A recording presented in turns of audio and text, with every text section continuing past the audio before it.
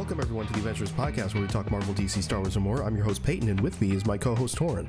Yo. We have a great show for everyone this week. We're going to be talking about Ballerina from the World of John Wick.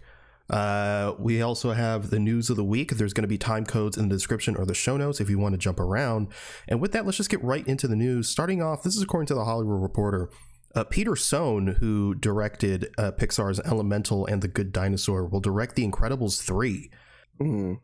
To me, that sounds concerning. Brad Bird will still return to write the script, but I'm really curious as to why he's not directing. Yeah.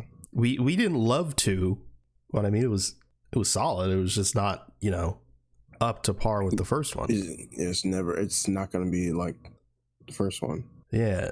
And so like with 3, we're not going to have Brad Bird back. I don't know. I mean, he's writing the script, so that's one thing, but I don't know. Peter Sohn is a fine director. Like Elemental was fine. I haven't seen The Good Dinosaur. And he worked in the animation department for a long time. Fun fact, he's also Genki in Across the Spider-Verse. So he does some acting as well. A little bit of a jack of all trades, this guy. But I don't know. Brad Bird has such a specific voice in these movies. I'm worried. I am worried because Incredibles is one of my favorite animated movies. So, could be bad.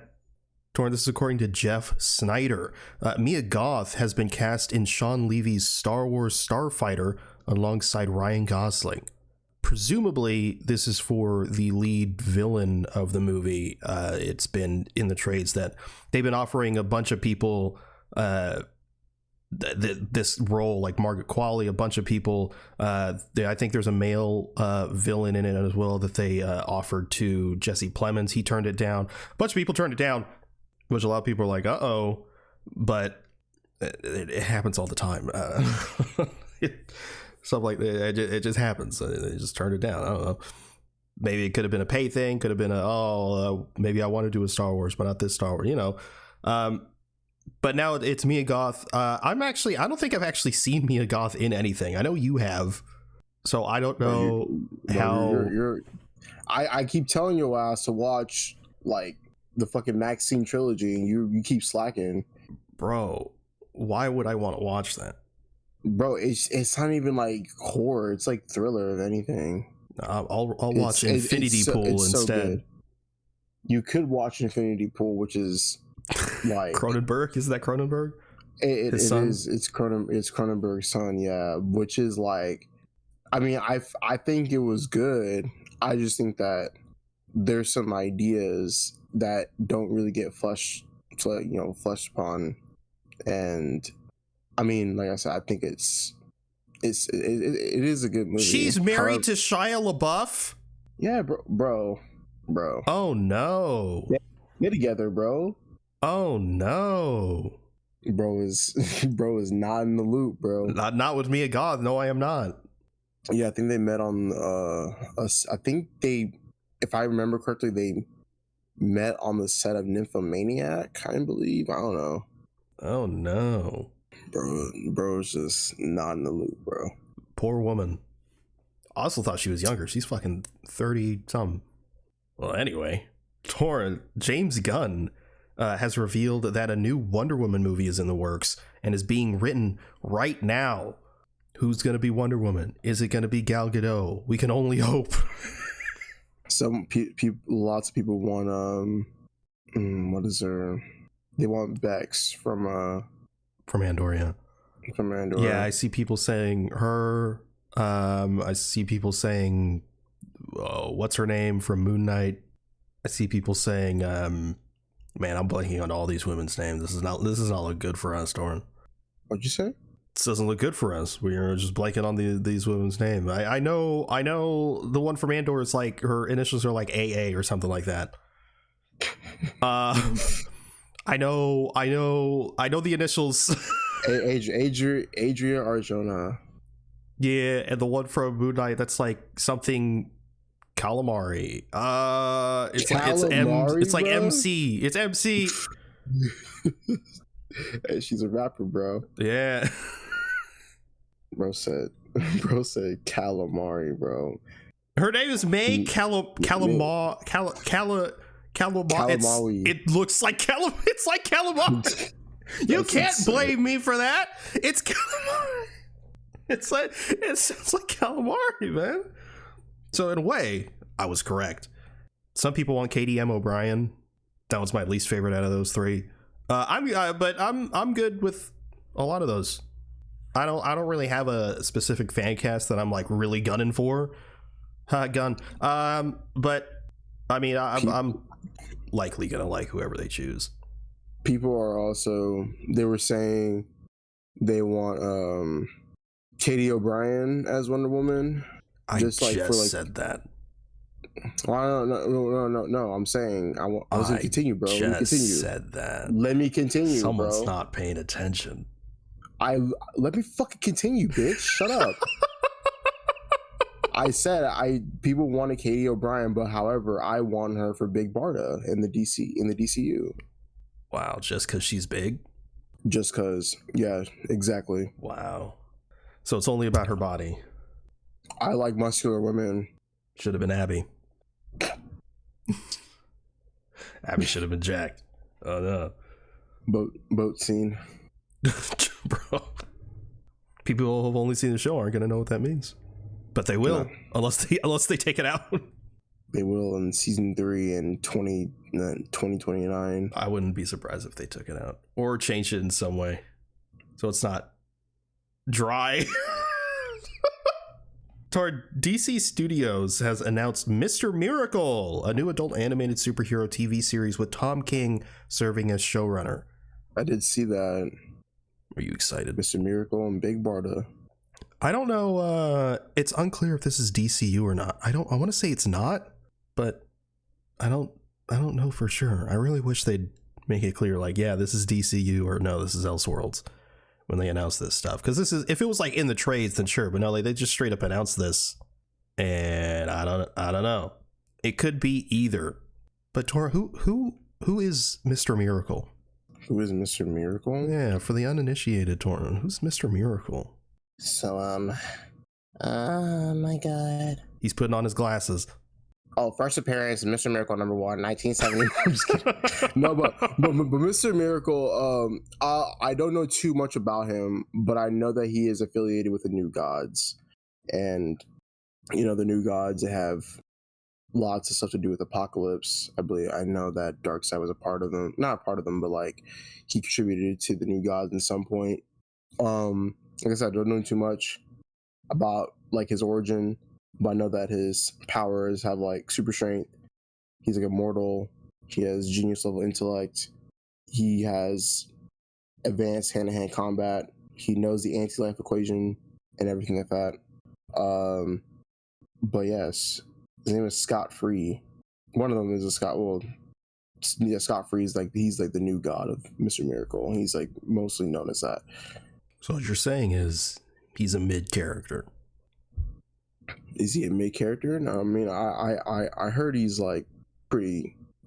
He is like a fan favorite to like most people. So we'll see. I don't know. James Gunn's DCU has been in shambles, man. I mean, bunch of characters no one cares about, like Creature Commandos, like Mr. Miracle. Who even is that?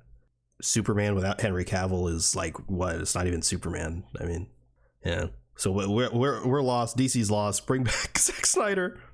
But Torrin, that is the news of the week, which means it's time to move on to our topic, which is from the world of John Wick, Ballerina. Torrin, we're gonna do non-spoilers and spoilers. Oh my god, bro! I'm tired of this fucking bullshit, dude. It has to be done. We're gonna do non-spoilers and spoilers. There'll be time codes if you want to jump straight to spoilers. If you don't give a shit about non-spoilers. But Torrin, what are your non-spoilery thoughts about Ballerina? I think Ballerina is such a fun movie for sure. I love how, I mean, they're doing it with 3 a little bit, and they definitely did it with 4. But like I said, it's not a bad thing, but it's like a great thing. I think that they can get so extra with the action because, you know, it's set in the John Wick universe, and that's just what makes the action like a lot better. There's just a lot of things that, or a lot of the kills could have been done like in such a simple way, but they're like, you know what, we got to do this, and we're gonna make this happen in this sort of way with the choreography that we're doing. But it's so cool. I can tell that everybody, especially Anna de Armas, was having such a fun time filming this. I like this. I like the story that they did with this one. It is, like any John Wick story. It's just, kind of, it is a, parallel to the first one in some sort of way. But I really, really liked how, Anna de Armas' character is portrayed in this movie. I also really love the set designs in this one, and like the locations as well. They're really, really cool. Yeah, I think it was really, really fun. I'm going to give it 4 out of 5. So about like an 8 out of 10. Yeah. I was very pleasantly surprised by this movie. Non spoilers, but like the way it starts out, I was getting a little worried. Not because what I was seeing was bad necessarily, but it was also like nothing I haven't seen before either. It's like the action was good, but when you're watching a John Wick movie, you are expecting a lot more, at least at this point in the franchise. From the first one, it was pretty revolutionary in terms of Western action, and since then, they always try to one up each other, and we got like the peak with 4, and so this one I was really, really worried that it being from a different director, and it's not, it doesn't have Keanu Reeves. Well, it does have Keanu Reeves, but you know what I mean. He's not the lead. How is that going to translate in the action? And I didn't doubt Anna de Armas, because she has this, she's not in it much, but she has this really fun action sequence in No Time to Die, the last Daniel Craig James Bond movie. And one of my complaints for that movie is that she wasn't in it more. So when she was cast in this, I was like, oh, that's really cool. We're gonna get to see more of that kind of action from Anna de Armas. But again, not being from the same team necessarily, I was a little worried. But as the movie went on, the action just got better and better, and there was a lot of really creative stuff. A lot of really creative action set pieces in this movie that I was really, really, really happy with, which we'll get more into in spoilers. But I was really pleasantly surprised, and I would give props to the director of this movie, but the director of this movie didn't direct this movie. Because Torin, in 2022, this movie started principal photography. But are you eating? No, there's a rapper here. There was a rapper from like like. Is it a Twix? No, it's okay. So I had ordered Hawaiian food like earlier, like in the week, and they put like these like wrappers over there, like their utensils. And so like it was like one of those plastic wraps that's like on the fork, and I see. I bumped it. I'm not eating anything. I'm not really hungry right now. I'm drinking water. I am hungry. I'm drinking coffee. Does that shit himself? I am, yes. This is my way of losing weight. I just drink coffee all day. Black? Yeah. No. I don't understand. I don't know how people do that. And people are like, "Oh, you're not drinking the right coffee." I disagree. I think coffee just base is just ass, and your taste buds are broken. I know that people, how they make black coffee taste better is they put it through a French press, and it's it's not as bitter. I've used many methods, including a French press. I've used many methods, and it still doesn't work. It's still dog shit. Yeah, I dump cream and sugar in that bitch. Dump it. My coffee, it's like 3/4 cream. Not really, but it's like 3/4. Like, dang, bro. According to my dad, it is. He's like, you want some coffee with that cream? And I'm like, all right. Anyway, what was I saying? Oh yeah, this movie wasn't directed by the director. It started filming in 2022. Pretty shortly after. I mean, this movie. I mean, you could tell in the movie, it was always meant to sort of tie in with 3. I feel like I have a vague memory of like when 3 was coming out, like Chad Stahelski being like, "Oh, you'll find out more about the the Resco Roma, soon or whatever. We have stuff planned," and eventually that became this. But who's the credited director on this? Len Wiseman? Len Wiseman. So Len Wiseman is probably most famous for doing the Underworld movies, which are notoriously just kind of, it's a nice way of putting it, trash. Damn. He also did the Total Recall reboot, which I actually don't hate, to be honest with you. And he also did Live Free or Die Hard, which I think is one of the good ones, if I'm not mistaken. I haven't seen it personally. But when he was on to do this, it was like, okay, I mean, he's obviously no Chad Stahelski or like a David Leitch, but I mean, his thing is action. And if he's trying to, if he's doing a John Wick spinoff, he's probably going to try to replicate that sort of style. So maybe it'll work.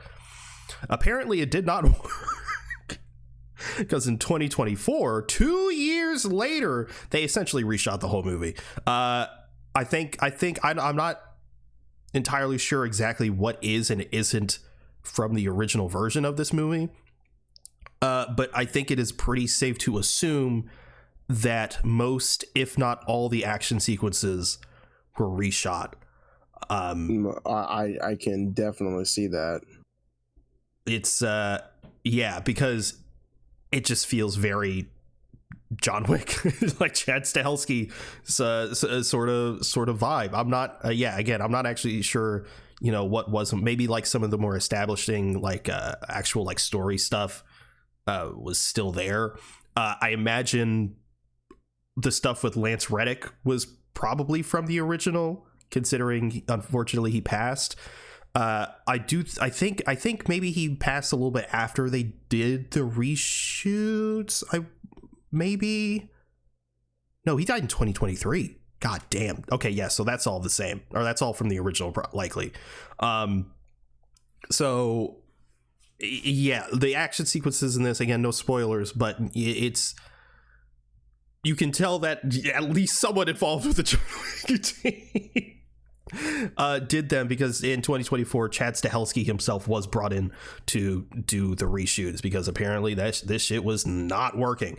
And I think we actually talked about that on this podcast when that was going down initially, when that initially came out, and it was looking worrying, but luckily it all came together. This seems to be like a Rogue One situation where Gareth Edwards directed Rogue One, and then Tony Gilroy came in and reshot a good amount of it, and it still ended up being really good, even though people hear reshoots and they freak out. But sometimes it's necessary. Sometimes it's extremely detrimental to the movie in some cases, but sometimes it is genuinely necessary and likely good for the film. But yeah, I really like the way this ties into John Wick 3. I thought it was really, really fun. I've seen a lot of people say like, oh, it's gimmicky, and they have to bring, tie it in because it's John Wick and no one's going to see it unless John Wick. I probably would have seen this regardless, but we're special cases.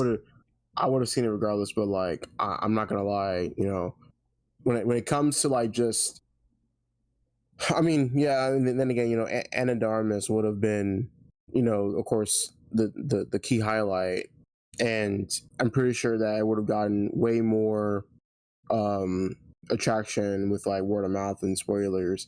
But I just didn't want like another. I feel like if it wasn't tied into the John Wick universe, or at least like there was no marketing for that, it would have been like another Furiosa situation. Oh, for sure. Yeah. If this didn't have like the John Wick name on it, yeah, people. If it was just called Ballerina, it's like, okay, who the fuck cares? yeah, exactly. Because like, imagine it's like, hey man, you want to go see like Ballerina? People would be like, what the hell? Like, you want to watch like some fairy movie, some Black Swan shit. And then it's like, get the fuck out of here. But then it's like, someone was like, hey, y'all trying to go watch that new John Wick movie? Then people would be like, oh yeah, like, oh shit, the girl like John Wick, the girl John Wick, Joanna Wick.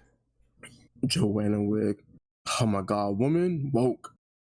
It is, but no, like, yeah, that's definitely what would happen in my opinion. And then like people were saying, I swear, I was seeing this on like TikTok and like social media. People were like I just don't get why they, like they just didn't save this like, until like the people were seeing the movie.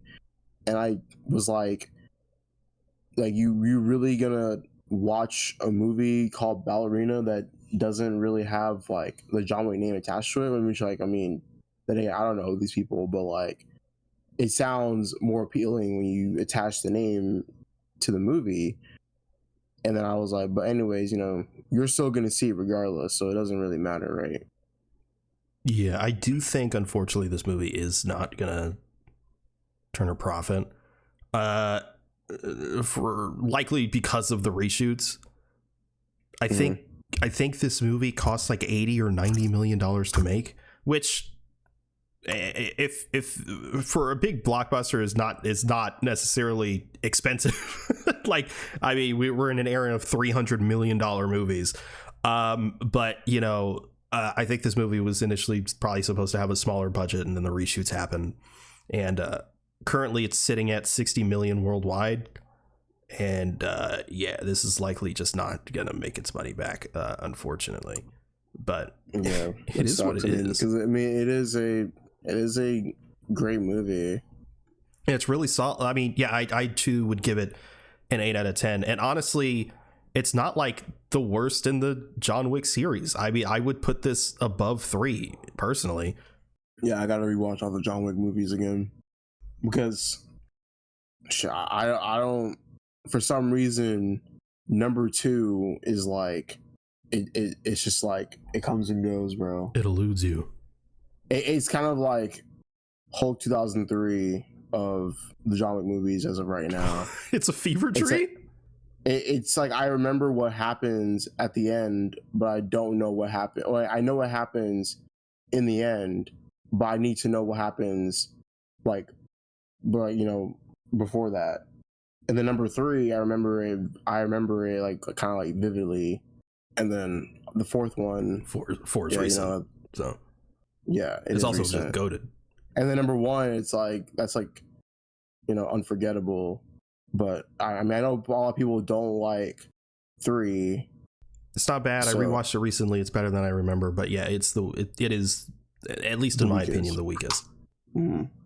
And the worst part about Ballerina is probably the plot. It's just very by the numbers, but I also feel like it was intentional to like bring it back to basics. I mean, you can't go. That's why I was saying the plot is similar and like reminiscent to the first. Yeah. Torn, you want to get into spoilers? Yes.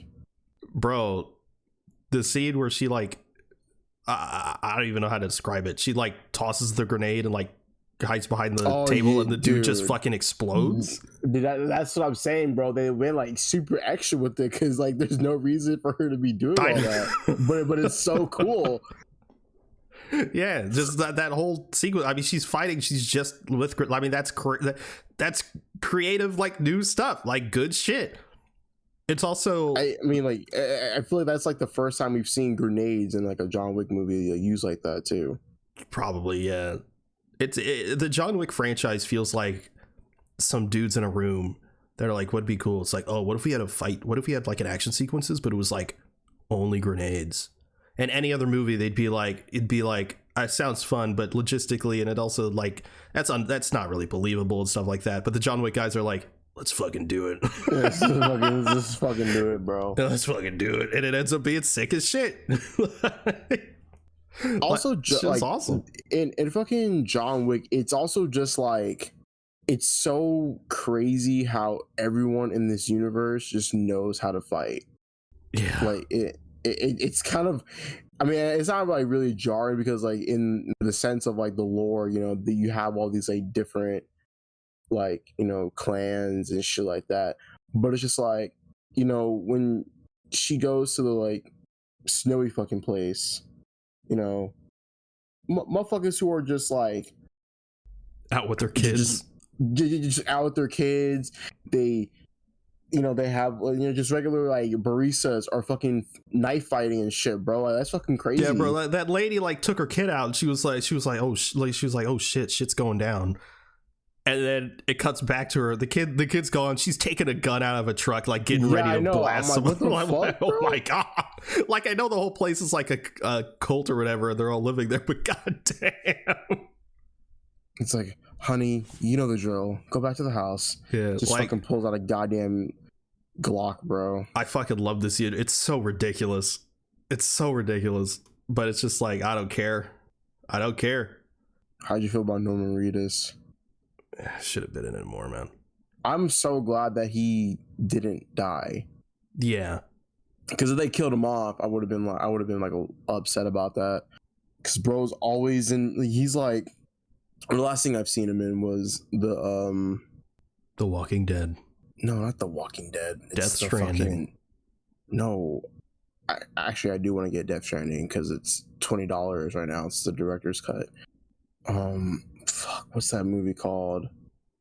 For some reason, my ass wants to call it the goddamn Lost Boys, but that's not Boondock it. Saints? The bike riders. Oh, from like it was like last year. Yeah, and he's in it like I think he has like literally 2 minutes of screen time out of like almost a 2-hour movie. Oh, so it's like John Wick, Ballerina. Yeah. Awesome. At least he has like some action. At least he gets to do something.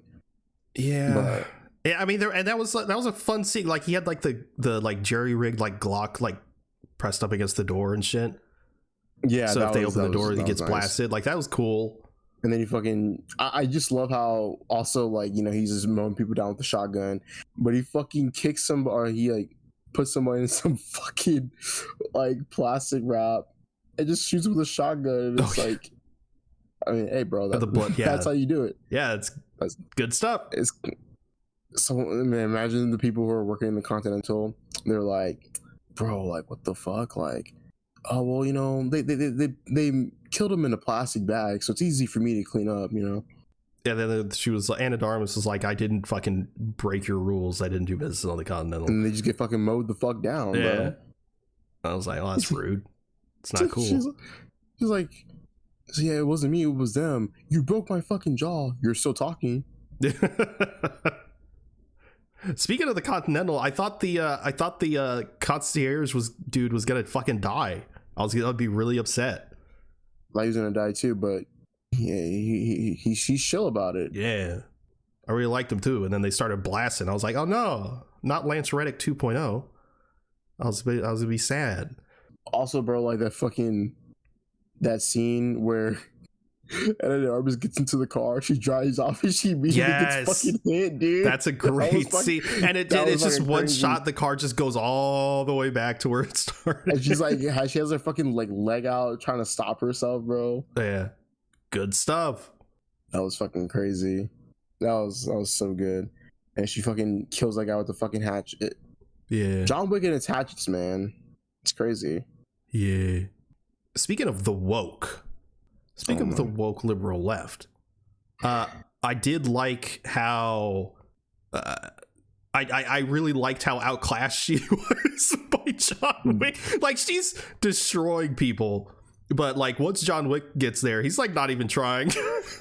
I know. I mean, he was taking it easy on her. Yeah, like imagine the outrage from fucking Dude Bros if she was like putting up a fight. She'd be like, they'd be like, John Wick would have destroyed her. This is unrealistic. I can't believe they made her and shit like that. So like the fact that he was just like, he was just like, please stop. Yeah, he's like, go home, go. they really sent you here to kill me? I mean, I don't have to, but if I gotta do it, I gotta do it. Yeah, so this movie takes place, like the first quarter of it takes place during 3, and then like the back half takes place between 3 and 4, at least from what I could gather. He's like on his little like quest to like kill the people like under the high table or whatever, and then he just gets a call from Angelica Houston like, hey, can you kill this chick please? He's like, yeah, all right. Yeah, fuck it, why not?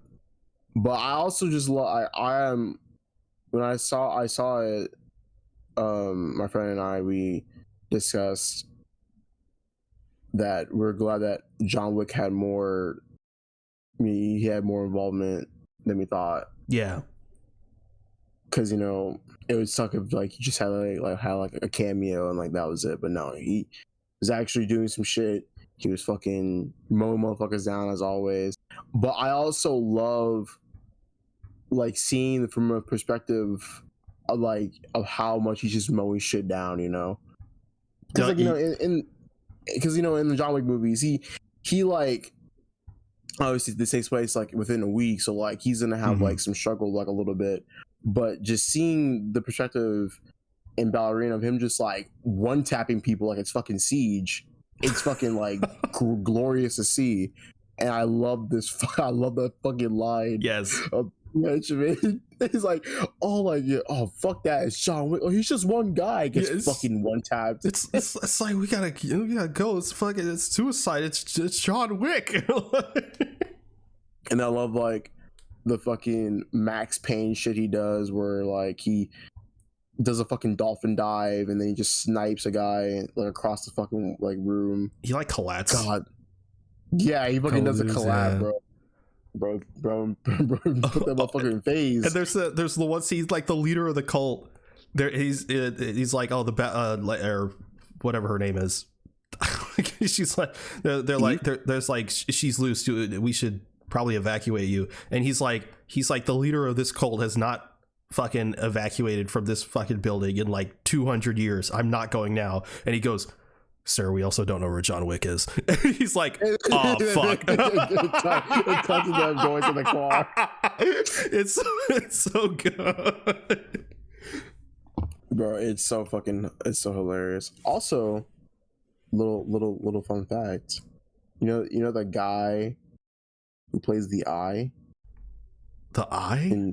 The guy who was like looking at all the like. Oh yes. I was like, wait a second. Oh, he was with Wes Anderson. Yay! He's involved with Wes Anderson a lot. He is? Yeah. He's the train operator in the Darjeeling Limited. Oh shit! Look at that. Now he's a ballerina or something. It's almost like he's a ballerina. Bro, when John Wick when at the end of their initial fight. Something about the way Keanu Reeves says consequences. And I knew it was coming too because I just watched like 3 and 4. That's the whole theme, I guess. She was like rules and consequences. Fucking love them. Oh, one of my favorite sequences is like the fucking pushback shot or the pullback shot of Ana de Armas just mowing down motherfuckers with a samurai sword in a burning building. Oh yeah. That was so fucking dope. Speaking of flames, yeah, I was about to say another super flamethrower, super creative sequence. And we got fucking water bending and fire bending fights and Ballerina, bro. Yeah, like I haven't like obviously we've seen like flamethrower stuff before, but they're like literally having a gunfight with flamethrowers. And I also love the some of the camera work callback to number 4 with a top down flame shit. That was really cool to see. It's cool to see John Wick just snipe that guy. I know, that was so fucking nice. I love how like fucking what's it called? I was thinking about another sequence and then another one just popped in my head. There's so many fucking good sequences to just name because oh my god, so much good shit. I think one of the best ones in my opinion was the the cafe scene. The cafe fight scene was really good.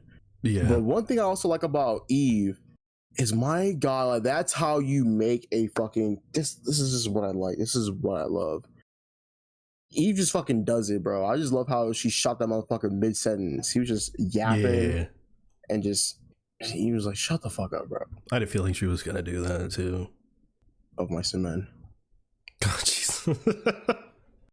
Oh, you know what? Another thing is, I could be just completely making this up or misremembering, but a complaint about the John Wick series as a whole, about I think by 4 people accepted it and just didn't give a shit, but at least the first 3 people were like, it's unrealistic. Like, where's like, there's like no like kids around. Everyone's just like adults with like guns just everywhere. And so in this one, they're like, kids. There's kids everywhere. I know. And I thought that was a really fun inclusion. Hell, even the whole plot is centered around a kid. Yeah, a kid instead of a dog. Who cares about a dog, bro? Hey, don't let them hear you say that, bro. Motherfuckers value animals over real people sometimes. Just crazy as shit, low key. He was just like, they killed my family. John Wick's like, I get it, but you gotta stop, because I will kill you. Yeah, it's fucking crazy. Yeah, bro, like I said, also I just love like the like lore stuff. I love how like it's kind of like this whole like family affair type of thing. Yeah, although I will say I really did not give a shit about her dad. That's part of the bit, like all this stuff. It's like it felt very by the numbers. That specifically, that beginning portion. Yeah, I understand. Also, one thing I didn't really understand, or not understand, but like one thing was just kind of like for me. It's like this white woman's like, she's also kind of like gunning her down, and then it's like, oh my God, like, you're my sister, and she gets fucking like, she's dead in like the next like minute, bro. Oh yeah, yeah, and they play it like you're supposed to give a shit, but I don't. Yeah, I don't and it's like, shit. We just met you. I don't give a fuck about this person. You just like revealed that like she was like her sister, but like you didn't even. I don't know. It was. I think I would have like given a shit about her even more. Was that like she had the chance to like live and like understand that like, hey, this is like really fucked up, and like fighting with Avengenerds, but then like no, she just dies by like fucking like a Fortnite rocket launcher, bro. I liked seeing young Ian McShane. Yeah, it was kind of crazy seeing that. Yeah, and he's like, he's a great character. He keeps his word. He's like, hey, if you need anything, 20 years later, and he's like, yep, no problem. Man, rest in peace, Lance Reddick, huh? I know I did not expect to see him in this movie. Good thing they filmed it when they did. I know. Damn. Oh, and like I went to see it at the Draft House too, and they had like a kind of like a. Did they charge you for air? They didn't charge me for air, bro. Charge you for the seat you were sitting on? No, dude. So like the server was such a he was such a cool guy, because okay, a little bit of a tangent. I tried the churro popcorn at Draft House. Popcorn. It's so good, bro. It's so good. Yeah, is it like $30? It's like it's 13 with free refills, bro. It comes in a big metal bowl, bro. Can you keep the bowl? No, but I know we can buy a bowl like that for like $5. I ain't buying no fucking bowl. Hey, can I take it with me? Not the bowl, but like the popcorn. Yeah, you can, and like here's the thing, like let's say you ran out of popcorn and like you're about to leave, you can literally tell them, hey, can I get a refill on the popcorn, and they'll give you the popcorn that you just like ordered in a bag. So you're taking popcorn to go. You can do that. And I know you can technically do that with Santikos. You know, you take the whole bucket and shit. I don't know. I think it's cool. Anyways, during Ballerina, I ordered food. I paid with cash, and all right, I was like, hey man, huh? rolling in and just paying with cash, bro? I mean, yeah, I pay with cash. It was a deliberate choice. But anyways, I was like, hey man, I recently had the churro popcorn. Is there any way that you can give me like just the churros? Like they're like in there, and he's like, "Yeah, bro," like, and then like it was free. I was like, "Holy shit!" So I'm watching Ballerina snacking on some damn churros, bro. And it was like amazing. Oh, so it's not like a churro. See, it's popcorn with churros in it. Yeah, well, it's like little churro pieces. Like I mean, it's not like they like hand make the churros and they cut them up and put them in there. No, it's like you know it's kind of like churro pieces that you get like in a bag and like they put them in there. But like, dude, it's really fucking. But really, the popcorn really is just good. like regular popcorn. It's like it's covered in like cinnamon and maple and butter, maple syrup and butter, yeah, with the churro pieces in there. But bro gave me the churro pieces for free, and I was like, holy shit, goated. I would like to try it, but by the time I go to Draft House again in 3 years, it won't be there anymore. Hey, we could have gone the other day. Had the tickets for Dogma 4K weren't like $20 fucking. Kevin Smith was there. No, he wasn't. Or maybe he was. I don't know. No, I mean, probably was. I mean, there was a Q&A. There was? Oh, yeah, bro. We could have. I told you, bro. It was a Q&A 4K screening of Dogma, but it was like $20. Bro, we could have saw like, Kevin Smith. Bro.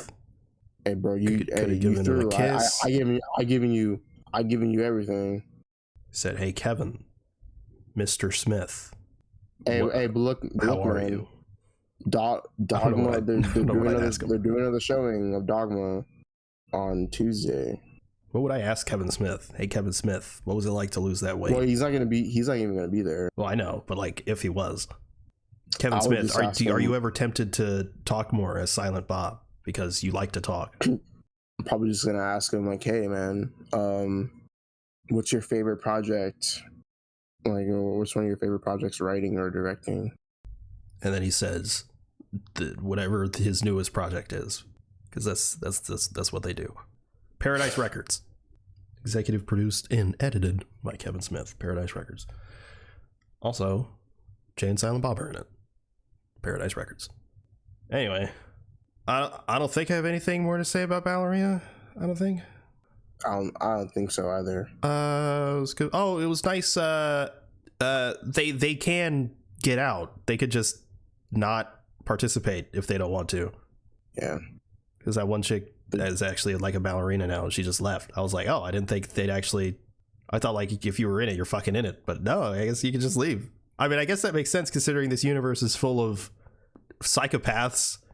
But yeah, 8 out of 10 from both of us. Good stuff. Very just a worthy addition to this franchise. It's not like, oh, it feels like John Wick light. It actually it's worthy of its existence. Yeah. But yeah, Torn, what'd you watch this week? What did we both watch this week, Torn? What did we both watch this week? What did we both watch this week? Yeah, what did we both watch? We both watched the Phoenician Scheme. Yeah, we did. I gotta say, it is so fucking good. You starting to understand it? You starting to understand the Wes Anderson-ness? Yeah, I'm starting to understand. I think one of my friends, I discussed with him about Wes Anderson because, you know, I'm watching on the movies, and which he's a hater. will get into. No, he said he loves Wes Anderson. Right, he cool. said he watched the Phoenician Scheme like 4 times. All right, pushing it. But for some reason, I can't help but think the nun in this movie, Mia Thermoplaton Thermostat, I don't know, for some reason, like it's in some shots, and I guess like the way like her like the shape of her face just reminds me of like Florence Pugh. So I was like confused whenever I was watching the Phoenician Scheme like trailer. I was like, wait, Florence Pugh's in this, but it's not her. And I was like, holy. Maybe it's because I've seen a lot of Florence Pugh, but never right to be as Florence Pugh. It's crazy how the woman's the daughter of Kate Winslet. Oh, And it's also crazy. She's our age. She was born in 2000. what? Yeah, her birthday's in October. So what you're saying is I could be in a Wes Anderson movie? Probably could. I mean, dude, we're Texas natives. True. I could say, hey, Mr. Anderson. Mr. Anderson. It's a Matrix reference, Wes Anderson. Did you like that? You didn't. All right. Can I be in a movie? Crazy. No? All right. But it's also crazy, like, to think, like, Wes Anderson, like, in my mind, I'm thinking, like, Wes Anderson's, like, just some, like, quirky European dude. Nah, he's just from Houston. He's just from Houston. And he's almost 60. He's almost 60. And Owen Wilson and his brother, like, Luke Wilson, they're from Dallas. So I was like... Yep, and they went to school together. Yeah. And both their first movies is... I was like, you know what? This is kind of crazy. But the finishing scheme, back to the finishing scheme, I really, really enjoyed it. Have you seen Wes Anderson's wife? I have whenever I... She looks like a Wes Anderson character. That's... Is that supposed to be a compliment? I think it is, but it's like, oh yeah, that checks out. I see it. Yeah. She looks like yeah, that's yeah.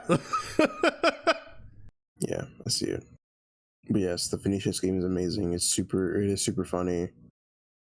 I loved all the, I wouldn't call them like cameos, but I loved all the people involved with it.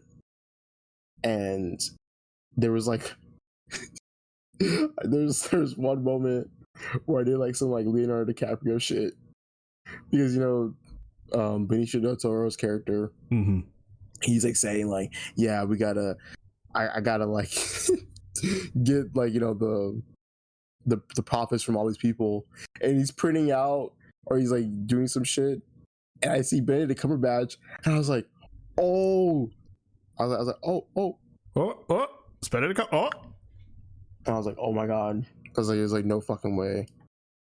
This movie was very funny. It was super fun. I love the Bryan Cranston bit. All his movies are comedic, but this one in particular was really funny. Yeah, the Bryan Cranston Tom Hanks bit was really good. It was so funny. The minor spoilers, but the little chase sequence at the end with Benicio del Toro was really funny. Oh yeah, no, I think. Oh my god, there's one part where I started crying, bro. But no, I think like every character in this movie was so fun. I could tell that. I can just tell that they were having a blast on set. I really liked Jeffrey Wright's character. Oh yeah. He was just a chill guy, but then like also before they go to Jeffrey Wright, they're at this club, and they're getting robbed, and then it's like wait, why are you shooting my ceiling? And it's like, oh, this is a robbery. Yeah, I get it. Why are you shooting my ceiling? It's like take what you want and go. Just don't shoot the ceiling. But no, it's so funny. I love the little running bit. It's like, have a hand grenade. Oh, you're very kind. Yeah. Or then like the hand grenade thing. I love at the end, going towards the end, Benedict Cumberbatch is like, I have my own. Yeah, it's like, you're very kind, but I have my own. No, dude, this is so fucking at the very beginning. Like, it's fucking blown in half. Yeah, dude, that poor guy, dude. That surprised the shit, because it was surprisingly violent for a Wes Anderson movie. He's not opposed to violence, but I was like, god damn, get blown in half. Okay, Jesus. The way that shot was set up, it reminds me of Batman v Superman. Oh my god. It's just that one single shot of the guy in the fucking wheelchair and explodes, bro. I also love the running bit. It's like there's like turbulence or whatever. Or there's a sound. Benicio del Toro is like, I for one feel very safe. Oh yeah. Could you ever marry a man like me? Yeah, Michael Cera's doing a weird ass accent. I mean, it's Swedish. Like, I mean, maybe I just don't hear enough Swedish people, but I was like, whoa. Or maybe it's just because it's coming out of Michael Cera. I was just like, whoa. I found this in the cockpit. It was under the trolley. What time does it say? 18 minutes. Oh, okay. we'll be landing at 10.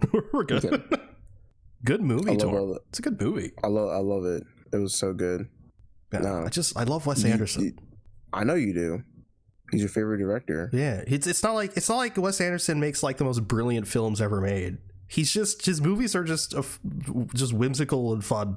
They're just whimsical. They're fun. They're sometimes they sit upon itself. They're just really delightful. Are you going to continue what you watch, or is this all me? No, you can go. Are you sure you don't want to go first? Okay, I can go first. I'll go first. Yeah. Torn, I played Astrobot finally. The video game Astrobot. The one, isn't that the one of the best game? Yeah, one game of the year. Some people were mad because it's a kid's game or whatever, because apparently just fun platforming for all ages games can't win game of the year. But yeah, it was really fun. It's like they managed to strike a really great balance of like, because it is like a kid's game, but it's not like super easy either. And there's also like challenge levels that are particularly more difficult, but they managed to strike a balance between not too hard, but also not really easy. It's just really fun time. Getting all the like collectibles is a lot of fun. It's just a good game. If only PlayStation would discount their games more often, but they're greedy pieces of shit. So is what it is. I think I got it for like $40, which I wasn't happy about, but I was like, I was bored. I was like, I want to play Astrobot. And it's like the only PlayStation game that like actually utilizes the controller in any meaningful way. But yeah, anyway, Astrobot was a great time. I understand why it won Game of the Year. I also watched We Live in Time with Andrew Garfield and Florence Pugh, a movie that came out in like last year, I want to say. Great movie. It was a really, really great movie. Particularly, it's like the plot itself is like it's not like anything insane, or it's not anything like crazy or like revolutionary. It's just a simple but like really well told story, and the performances from Florence Pugh and Andrew Garfield are really, really great. It's just really, really, really solid. And there's also it's funny at times as well. It wasn't as like uber like depressing as like I assumed it would be, because people were like, oh, I'm crying or whatever. But it was just good. It was a good movie. I'd recommend it. I think it's on HBO Max. There was that. I watched Mallrats finally. I think that's the last movie in this universe that I needed to watch. I think I'm done with that now. There's other Kevin Smith movies I haven't seen, but particularly with that sort of Jay and Silent Bob like Clerks universe, I think I've seen all of them at this point.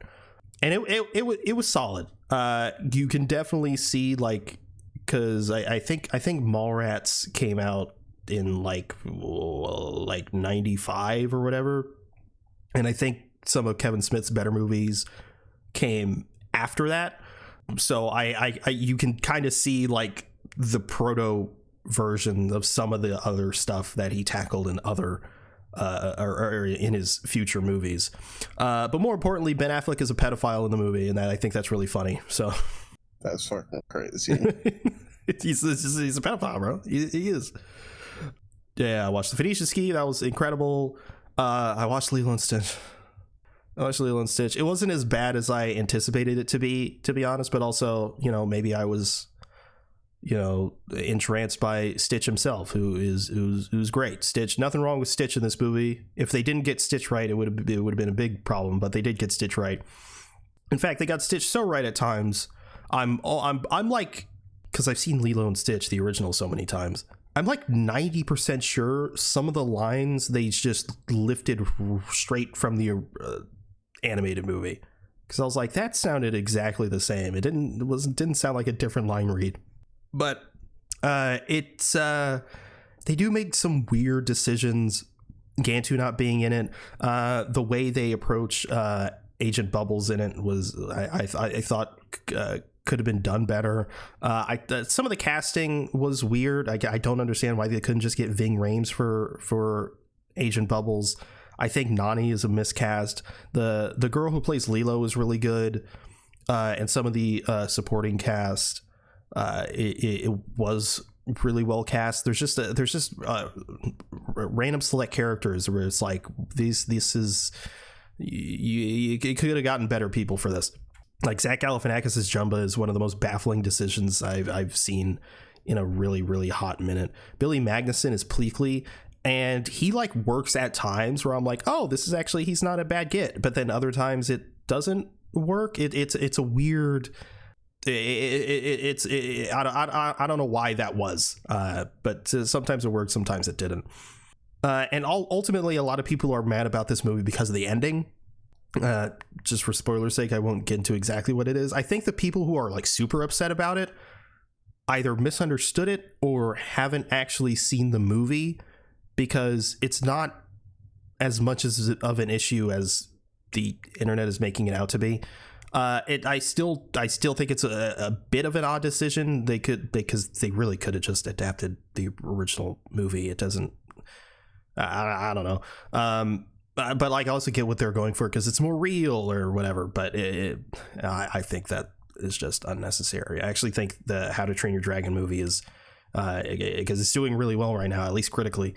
Oh, actually, well, no, I think How to Train Your Dragon's out right now. I think people are seeing it, and it's doing well. It like people are actually really enjoying the movie, because they literally, it's a 1-to-1 remake, and that's what people want from a live action version of an animated film. And then but for some reason, anytime they do one, they just decide to make really unnecessary changes, and then you get something like Lilo and Stitch. Meanwhile, How to Train Your Dragon, people are like, yeah, this is great because it's just the fucking animated movie. Then I watched Hulk 2003, our resident what do we call it? Fever Dream? Yeah, Fever Dream movie. Yeah, it was definitely a lot better than I remember. Yeah, I still don't love the Nick Nolte of it all. I do like that it actually ties into Banner's past and his, and you know, his father being abusive or whatever. I didn't really give a shit about the absorbing man stuff. They also didn't really do anything with it. Like they showed off like his powers for like when he like initially got it, and it's actually really cool. Like the effect and stuff is actually really cool, but then they don't really do anything with it. I thought that was frustrating. There's a random like live theatrical performance at the end, like when they're both tied up, or like when they're both like handcuffed in that room before he bites the cord. It's just like this weird like black like empty like void when there's spotlights on them, and they're just like doing monologues back and forth. I was like, what's happening? But yeah, it's better than I remember. I wouldn't say it's necessarily better than Norton's Hulk, but it's not worse either. It's just I just don't get why people, I mean, I get it, but I think people overblow the Mark Ruffalo thing. They're like, oh, Mark Ruffalo is the worst one. It's like, well, he isn't, but whatever. You don't like Smart Hulk is what you don't like, but yeah, sure, ignore the Avengers and Age of Ultron and Ragnarok and shit. But it's whatever. It's fine. It's fine. I also watched Hot Rod, like you told me to watch. Been meaning to watch it for a while, and it was never on anything, but then you kindly forked over your Paramount Plus. Mm-hmm. So I watched it. It's really solid. It's definitely it's you know, you can tell it's like early days, like Lonely Island. They haven't like fully locked into their style yet, which they did for Popstar Never Stop Never Stopping, which is also a great Lonely Island movie. Have you seen that one? What? Popstar Never Stop Never Stopping? No. Bro, you gotta see that. That's on Netflix, so you could watch that. But yeah, that's a good movie. But like, yeah, Hot Rod, it's just really solid. There's a lot of fun moments in this. American Ian McShane is gonna haunt me. But yeah, it was really solid. I also saw Novocaine, the Jack Quaid film where he can't feel pain or whatever. I really wanted to like this one more.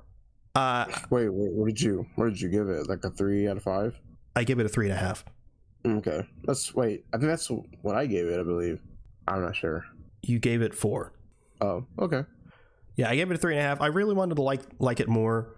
I really loved the performances from everyone in it, particularly Jack Quaid and Amber Midthunder. I thought they had really great chemistry that I wish they capitalized on more. But the plot felt very by the numbers, and usually like Ballerina, for example, the plot is by the numbers, but everything surrounding it is so well done that like I can forgive the by the numbers plot. Whereas this, it's by the numbers, but the concept that they're using, I don't think is capitalized on well enough for me to sort of look over that. Like they play with the whole like, oh, he can't feel pain stuff sort of at the beginning. It's sort of like towards the end, but like, I just don't think they did enough with it, unfortunately. But I really love that Amber Midthunder is in this. I'm a really big fan of Amber Midthunder since she was in Legion. I was like, man, she should be in more stuff. And then she just like wasn't in stuff for a while. And now ever since Prey, she's been in a lot more things. And that's fucking awesome because I think she's a great actress. But yeah, that's all I watched. So it's your turn. Now let me fucking tell you, man. Oh no. Let me tell you something, man. Let me tell you something. Oh my god, it's John Bernthal. I watched a lot of shit.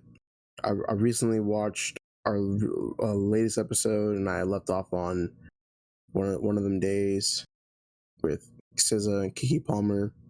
Now let's get into this month. I'm not saying holy shit, back. You watched more than I thought you did. Yeah, I'm not saying I'm back, but it's a start. I don't know. It's looking like you're back to me, but I'm not back. We'll see. It's not back until you binge 6 seasons of a show in one day. Oh, yeah, I could do that. I mean, I don't know, man. With shows, it's kind of iffy right now. Kind of iffy. But for movies, if they're on the streaming service, I'll watch. Anyways, so rewatched Friday. It's Friday. It's a classic. If you don't like it, Rebecca Black. Go. Oh my god. Have you seen it recently? Recently? No. Crazy. Is it? Anyways, does it hold up? Or? No. Just look up her Instagram. That's all you got. That's all. Oh, Rebecca Black. Yes, Rebecca Black. I thought you meant the movie Friday. I was like, no, I haven't seen it recently. No. The movie, it's a classic. I gave it a 4 out of 5 this time. It's not a 5 out of 5. I think I think for me, she's only 27. Yeah, it's crazy. Oh no. Wait, how young was she when Friday? Oh no. It's definitely like 10 years ago, man. Wait, she was like, so she had to have been like 15 when Friday. Oh no. Well, that's rough. Imagine you're 14, crazy. 15, you release a hit song and then everyone just starts shitting on that. That's rough. Different time, Torin. Different time. Going back to Friday. Yeah, I mean, I just gave it a 4 out of 5. And then I watched G.I. Joe Rise of the Cobra. That's just peak. No, it's not. Bro, that shit's actually, no, wait, you're right. No, it's not. It's not that good. Because the second one's better. Retaliation's not even better. Bro, which one's the one with the Eiffel Tower? That's Retaliation. Yeah, that one's peak. Wait. No. That's definitely the Rise of Cobra. All right, that one's peak. Right. Rise of Cobra is not. It's not peak. I will say this. I do like Channing Tatum and Marlon Wayans in this because like they're both like really, really dope. But other than that, and like also like also Snake Eyes and Storm Shadow, they're goated. Other than that, the movie is just not. It's not that good. Are these rewatches, or are you seeing these for the first time? Rise of Cobra was like it was kind of a rewatch, like a little bit. I just didn't really remember that shit all that much, and then like I totally forgot that Joseph Gordon-Levitt was in Rise of Cobra. The movie's low-key stat cast. Yeah, it does have a stat cast, but I will say Rise of Cobra is way better than Retaliation, because Retaliation, it's like, I mean, I'm gonna fucking spoil it. I don't give a fuck. They kill off Channing Tatum in like the first like 30 minutes of the film. So then you're with The Rock, and you're with all these like other like two people that I frankly don't even like give a fuck about.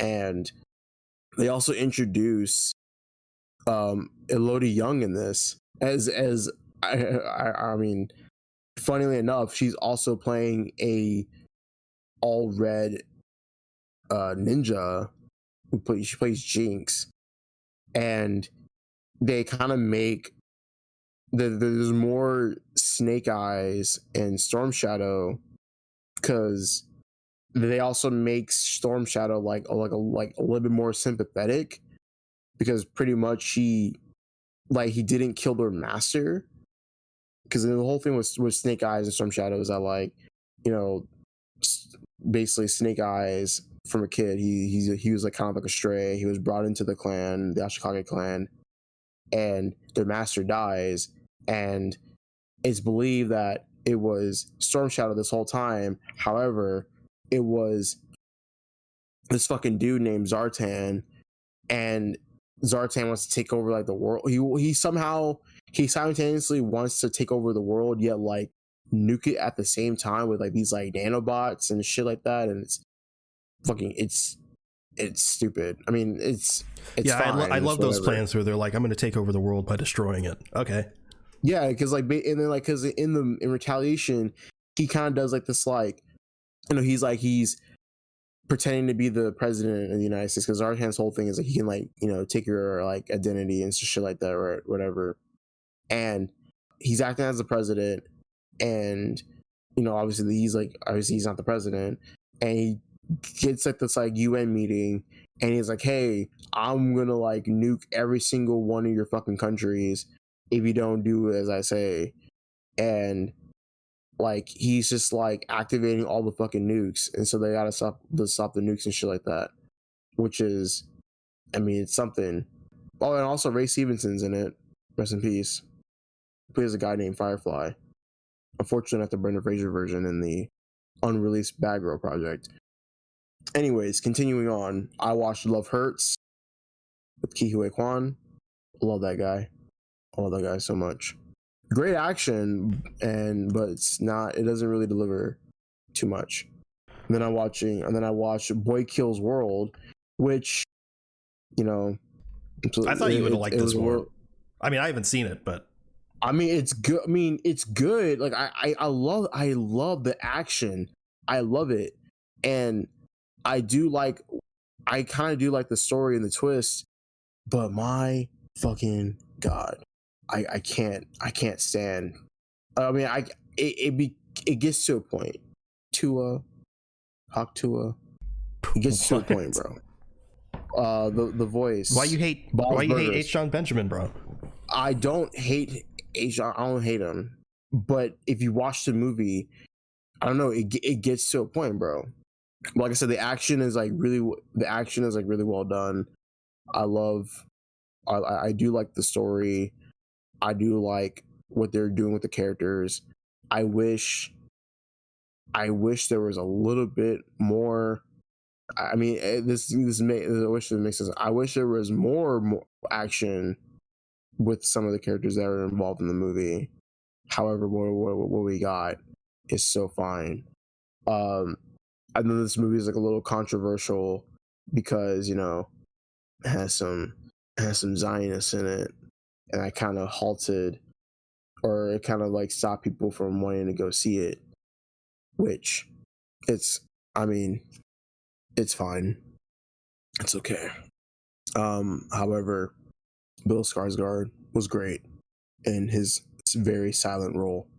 Then I watched Y2K, and this is like it's just like one of those like stupid A24 movies with like a pretty solid cast. I mean, the cast is cool. It has whatever that guy's name is from It. He plays like one of the children from It. And it has Fire Fist. Jaden Martell from It has Fire Fist from, you know, Deadpool, which And Hunt for the Wilder People. no, I've never seen that movie. I know you haven't, but you should. Yes. And then it also has Rachel Ziegler in it. And it's kind of like your the script is like very like cliche in a sense of like the protagonist is in love with this girl, but this girl is like with other people and he's like super awkward. And it's like, you know, you have the dynamic of course, you know, you have like the skinny kid, the fat kid, and the fat kid's like kind of it's very like super bad. That's basically how I can explain like the dynamic. Super bad but good. Superbad is way better than Y2K. But however, what kind of, I wouldn't say what saves the movie, but what adds some extra flair to the movie is Fred Durst from Limp Bizkit. I love Fred Durst. I love Limp Bizkit. But there is and like it gets super duper wacky because like, you know, it's, you know, basically Y2K, you know, the whole thing of like, oh, like it's, you know, the machines are gonna take over, or like we're not gonna have like anything, it's the end of the world, you know, Y2K. And it's kind of like that. It was like this like really fun action sequence of like, you know, it turns to the year 2000 and all the household appliances start killing people in some sort of way. Y2K. And they turn, and then like all the appliances turn to like these like, you know, these like mega, like, you know, like these kind of like mega monsters and shit like that. And like, so, you know, and then like the like, for some reason it's kind of weird, they turn the monster or like the AI into like this wacky fucking villain. And it's like saying all it's kind of like a dick and fart joke personality into like an AI. And I was like, okay, this is kind of crazy. And it's like, yeah, man, we're gonna turn everyone to machines because like you're using your, you know, now we're slave you all you humans because y'all use the internet for this and that, but now we're gonna do the same thing to you. And it's like, okay, bro. And like there's like a scene, it's kind of stupid, where like Fred Durst is causing a distraction, and it's like, hey man, I'm Fred Durst from Limp Bizkit, and everyone's like, shut the fuck up.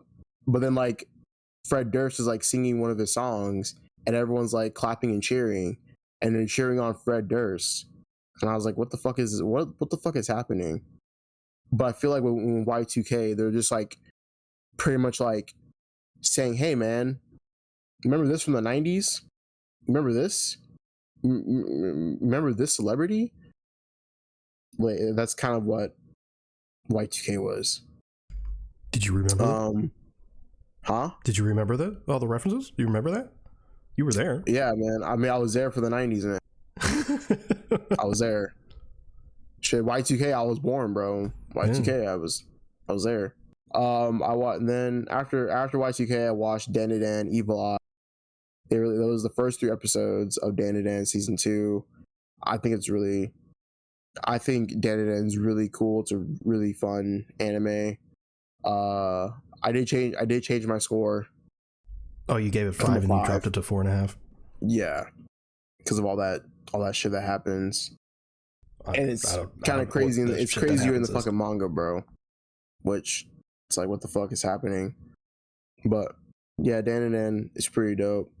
Has some great animation, some great voice acting, and I can't wait for season 2 because I think season 2 comes out like literally this month or next month.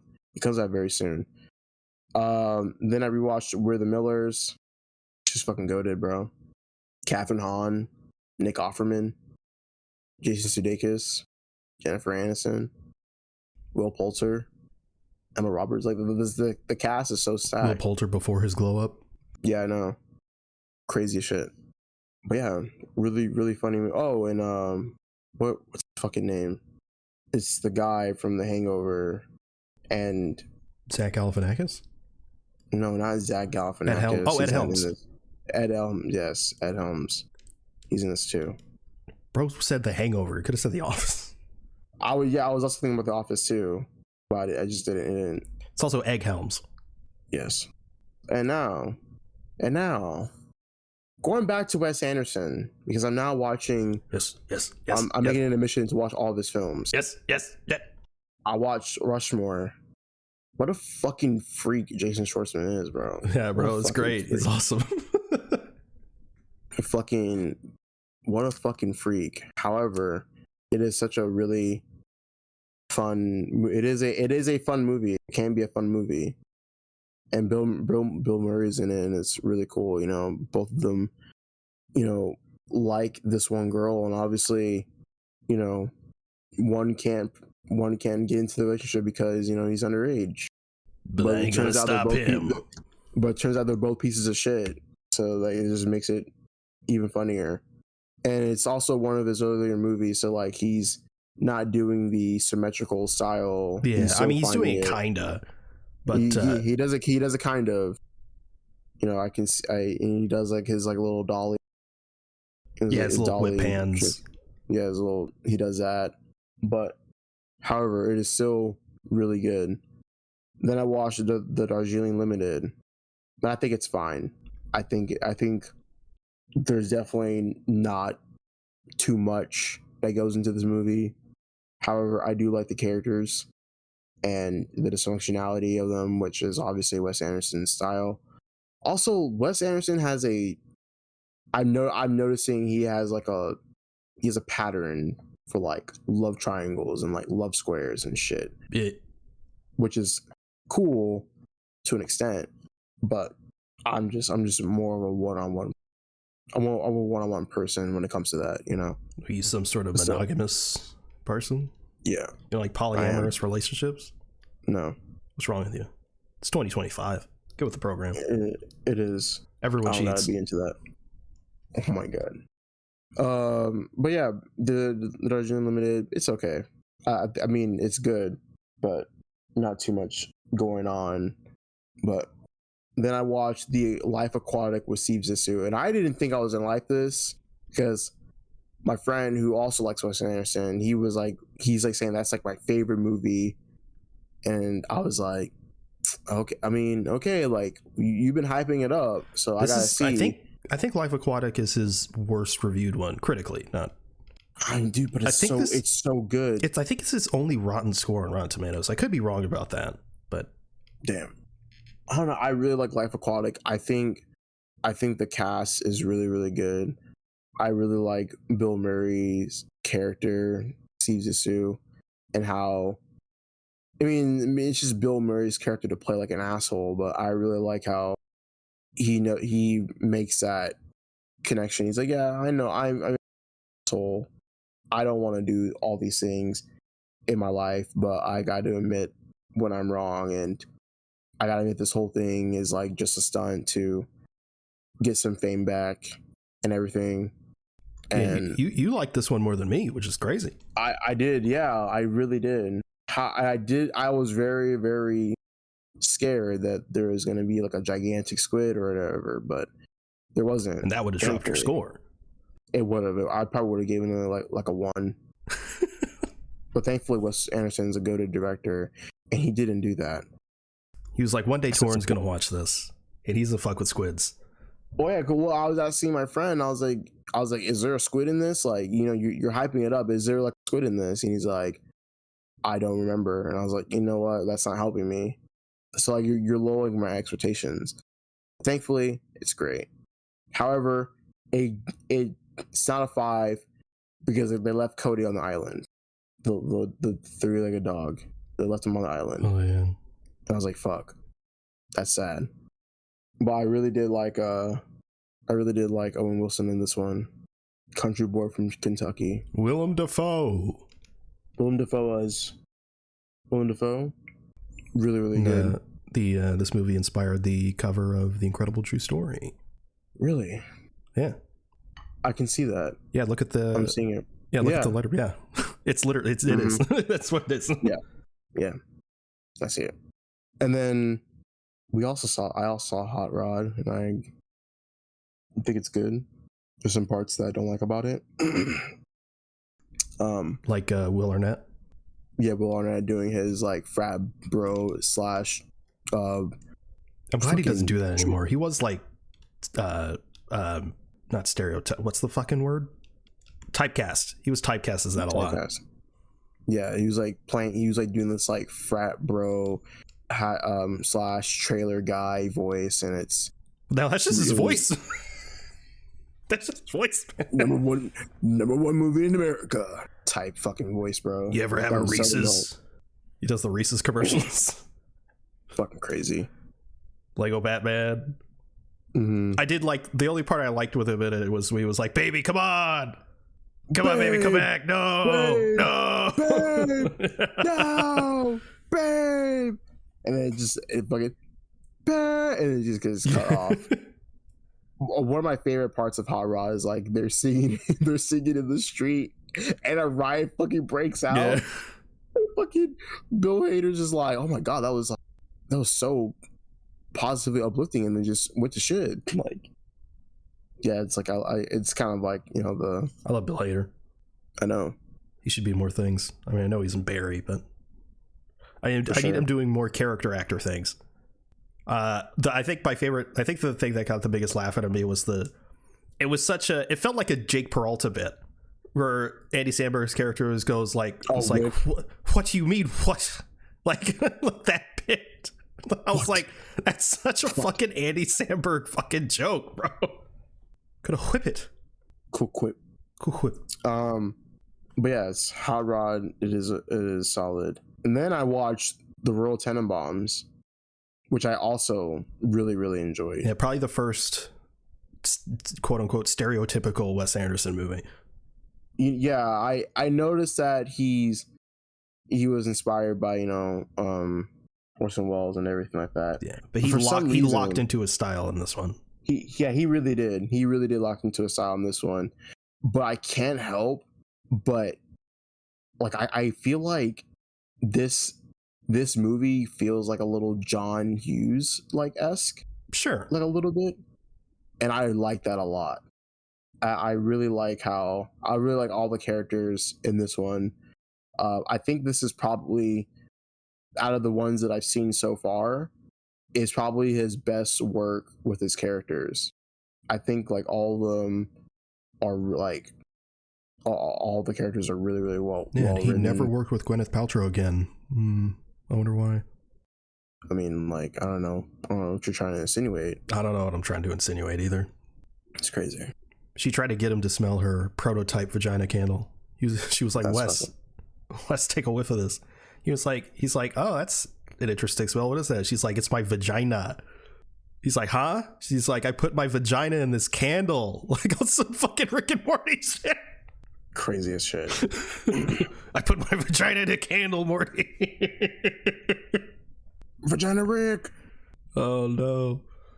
But yeah, Royal Tenenbaums, really, really good stuff. My jaw dropped when Gene Hackman was getting racist with Danny Glover, called him fucking Coltrane, and then he was saying, you want to speak some jive? I'll speak some jive. I was like, what the fuck? Crazy as hell. It's I think that's an Airplane reference. I don't know. It's like, I'm dying. Are you really? No. Yeah, I'm really dying. But yeah. Then I watched Isle of Dogs. For some reason, even this movie is 1 hour and 38 minutes long. It feels longer, right? It took me 3 hours to finish it because I kept getting interrupted by stupid real life shit. All right, so the score isn't a real score. The score is a 3.5. I probably would give it like a 3, just because it's good. I do like it. I think it has some sauce. I do think it has like great colors, and I really do like what the story that he was telling in this one. I definitely think this is Wes Anderson's Captain America: Civil War for pets. What do you mean? Oh, because they fight each other? Yeah, they fight each other. Yeah. Yeah, this is definitely. It's not my least favorite Wes Anderson, but it's not. I didn't love it, unfortunately, either. Mm-hmm. So now every time when someone's like, "Oh, I'm more of a cat person," I'm just gonna say, "Oh yeah, go watch Isle of Dogs now. You're a cat person more, so you hate dogs and you want them to be all dead." Then what else? And then I've been watching the Undisputed movies. Undisputed 1, I don't like it. I mean, I don't really like. I don't love it a lot. It has Ving Rhames and Wesley Snipes in it. Ving Rhames. What? Ving Rhames. What are you saying? Ving Rhames. Ving Rhames. I do love Ving Rhames. Ving Rhames. Ving Rhames. Ving Rhames. Ving Ramses of the second. Ving Rhames. Yes. Mission Impossible fella. But yeah, I don't like it.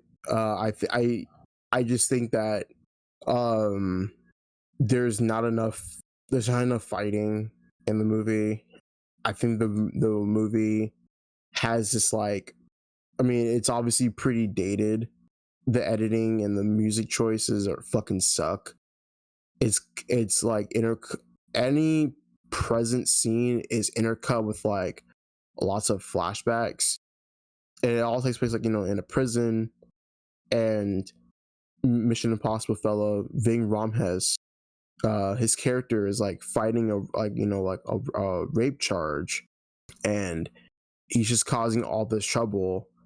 And then his reasoning is like, oh, people gotta know I'm the champ, and you know they got every reason to fight you, but like no one's really making an effort to fight him in the movie. So he's just doing this shit for like no reason, and he's making his case worse.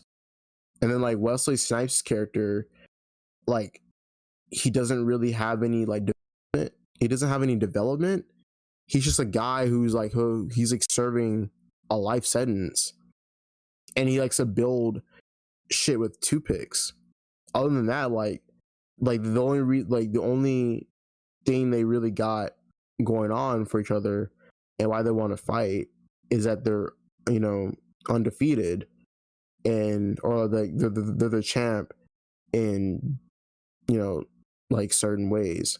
And like, you know, obviously in prison there's gangs and shit like that, but like the main mobster who's like setting up all the fights and wants to get a lot of money, I don't know, I don't like his character. I genuinely think could have been given to someone else. And like his I don't know, I guess like his assistant, I don't know how else to call him, he's not really given anything more to do besides talking to the people on the outside that's giving the mobster the money. I don't know, this movie kind of sucks. And so the one thing about the Undisputed movies is that the antagonist becomes the protagonist in the movies. So you have Ving Rhames' character, Ving Rhames. His character's name is George Chambers. He like at the end of the movie, he gets let out of prison and he becomes the champ he becomes the heavyweight champion in the world. But now in the Undisputed 2, he's the protagonist and he's broke, but he's played by Michael J. White. And it's such a really weird decision to make because, you know, obviously, even though like he's a boxer, they still make Michael J. White do some like kickboxing shit and to have shit with his style. And it takes place like in Russia. He gets framed and he has to fight some guy named Boyka. And it's really interesting when they introduce like Scott Adkins into the franchise, because Scott Adkins is so fucking dope. And then, you know, Boyka is like this like crazy ass like person who does kicks and he does flips, and he has like he's just a way different fighter than Michael J. White. And Michael J. White's like getting bullied in this Russian prison, and they're booking this fight with him and Boyka because the gangster wants him to win so that way he can save his club from getting shut down.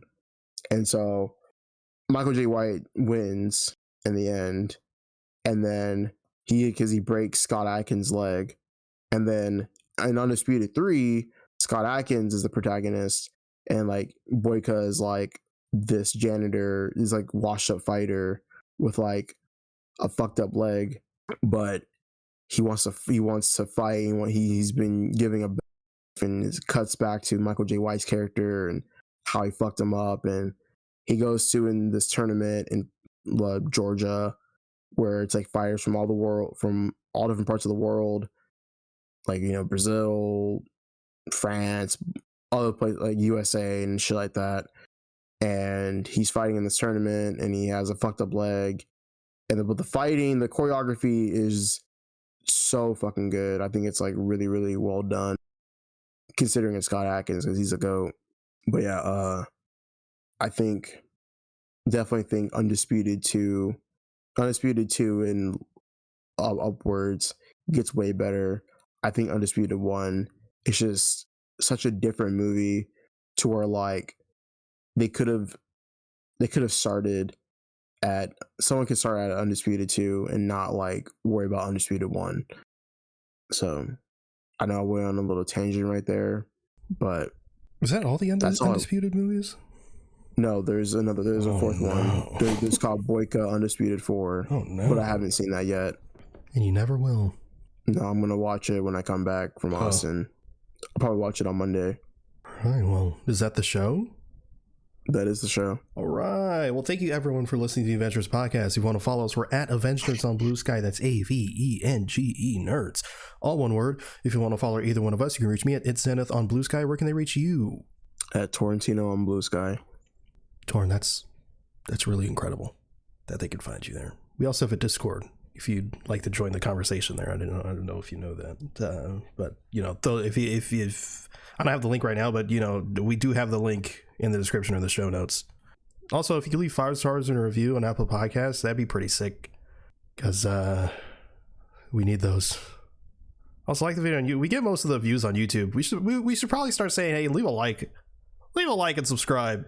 Turn on, smash that bell notification or something. I don't know what they say. But yeah, thanks for listening to Avengenerds podcast. We'll see you next time. Later.